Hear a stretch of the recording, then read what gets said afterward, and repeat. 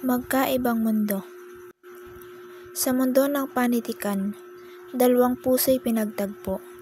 Buhat sa magkaibang lugar, pilit inaabot ang minamahal.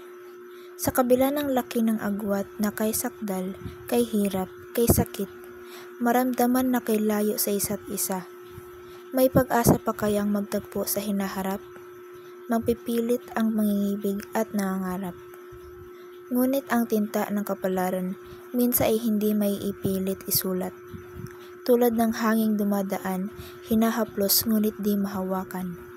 Sa bawat pahina ng ating gunita, mananatili ang bakas ng pagsinta.